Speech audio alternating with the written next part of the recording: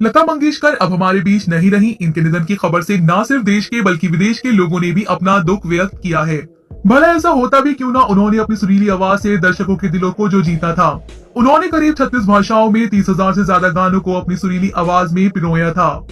लेकिन दोस्तों, इसी बीच एक सवाल सभी के मन में ये है कि स्वर कोकिला कही जाने वाली लता मंगेशकर के निधन के बाद उनका गला अमेरिका के वैज्ञानिकों को क्यों नहीं दिया गया, जबकि सालों पहले ये गला लाखों डॉलर में बेच दिया गया था। कहा गया था कि लता के निधन के बाद उनके गले पर अमेरिका में रिसर्च होगी कि आखिर वो इतना सुरीला कैसे गा लेती हैं।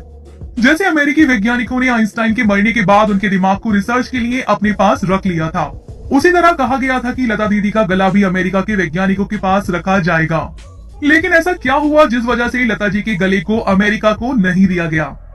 कई सालों से कहा जा रहा था कि लता मंगेशकर के निधन के बाद उनके गले पर रिसर्च की जाएगी, लेकिन पहले के दौर में किसी की तारीफ करने का सबसे अच्छा तरीका यही होता था कि उसके बारे में कुछ ऐसा कह दिया जाए जिसकी उम्मीद किसी ने ना की हो, और वैसा पहले कभी हुआ भी ना हो। ऐसा ही कुछ हुआ मशहूर गायिका लता मंगेशकर के साथ। जी हाँ दोस्तों, कुछ सालों पहले कह दिया गया था कि उनके गले पर अमेरिका की रिसर्च की जाएगी, जिसकी किसी ने उम्मीद तक नहीं की थी, और वह बात पीढ़ी दर पीढ़ी आगे बढ़ती गई।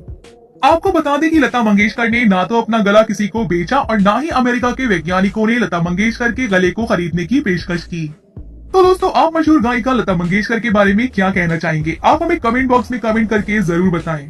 साथ ही ऐसी और दिलचस्प बातों को जानने के लिए आप हमारे चैनल को सब्सक्राइब करना ना भूलें।